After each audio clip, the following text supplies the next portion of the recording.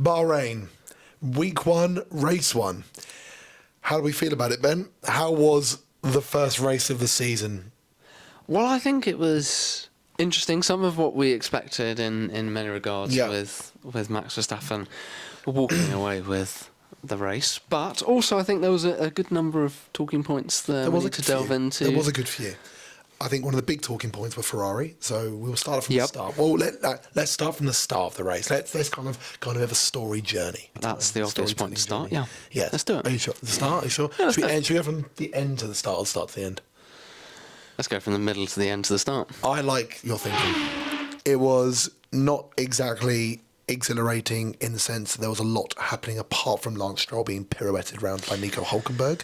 It was not the best start to his season that he would have hoped for. But no, but like Hugh said to me earlier, which was that Lance Stroll had a very good recovery race. He did. In fact, one of his best races in a long time, we said. I think he did well to recover to P10, which I'm sure after the beginning of lap 1 he would not have felt like he could have got to P10. No way. I think he had an overall good strategy and a good point. It was very, very well done from him. Ferrari.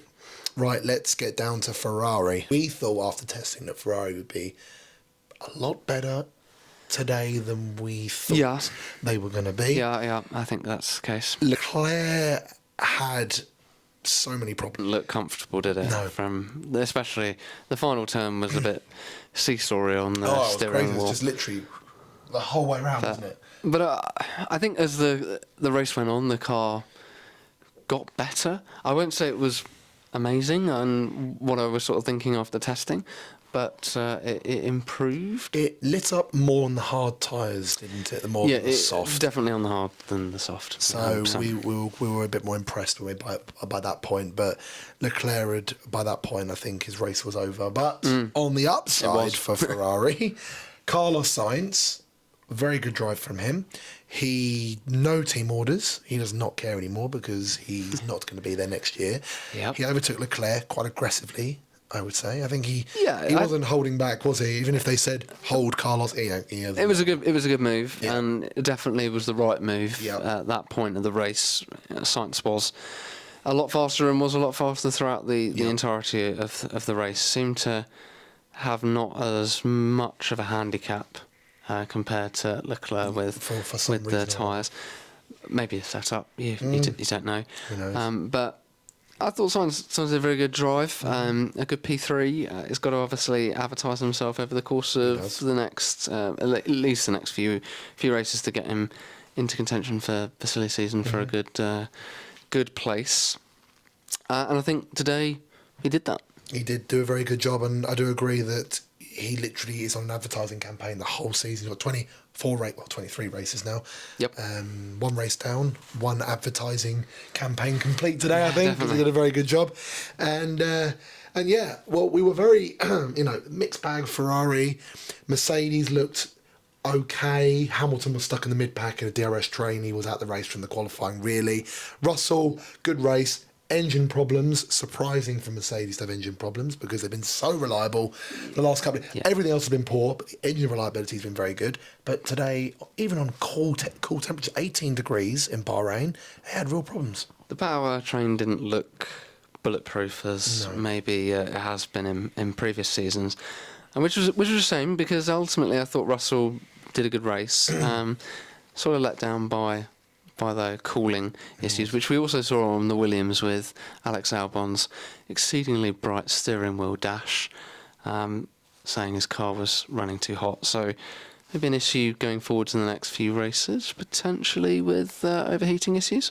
Hopefully not, but hopefully it's just a blip that Mercedes are kind of going, one off from the very start. But we'll see that next week in Jeddah, where it will be hotter, so we'll see their reliability like.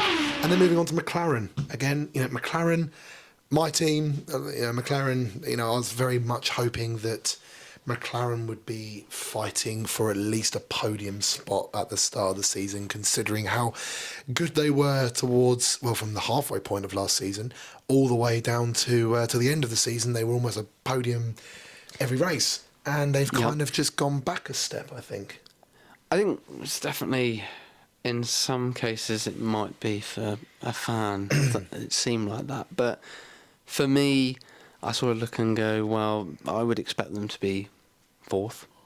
That's really where I imagine that they are in the pecking order of the teams at the moment.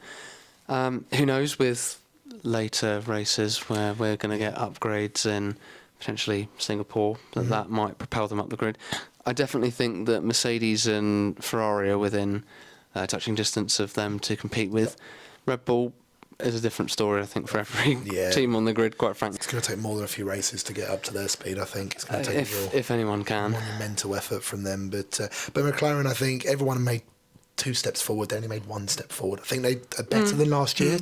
But I think they just haven't quite, for whatever reason or another, haven't quite made that. And I feel sorry for Lando because he's just signed a long-term contract, presumably on the promise that there's going to be a much more competitive car, and it might take a few races, but who knows? Who knows? We'll touch on the fact that as much as everyone is whining and moaning about it, that it was a Verstappen masterclass. He was 22 seconds in the lead at the end. It's very frustrating, incredibly annoying, and makes the races a bit underwhelming for the majority of the race, for the win anyway. But you have to admire the man. He is on fire. And he was 22 seconds ahead of his teammate. It wasn't any other car, his teammate, which makes it even more unbelievable, really. I think ultimately with Verstappen, he gave us a little bit of hope Friday, bit of Saturday. And then when it came to qualifying and the race, it was pretty dominant. I think qualifying maybe not as dominant as the race, but when you look at the machinery and the man behind it, it was unbeatable, conclusive. Yeah. It's I mean, as much as it annoys everyone, it's one of the most dominant forces in Formula One history, and you've got to take your hat off to him. That RB20 is looking very, very good. It's be interesting to see when Singapore, reportedly this almost side podless car is coming, whether that concept will work with the RB compared to the Mercedes. I think this concept at the moment seems to be working well for them. But then how little side pods do they go before it kind of does the reverse? Who knows? Who knows? Singapore is definitely going to be a test of that because of the humidity and the general weather conditions. But the car looks exceedingly solid. Yeah. So, look, again, it's almost business as usual at the moment. We will see how that plays out during the season. Really, that is the main points we thought from the race and we took from it.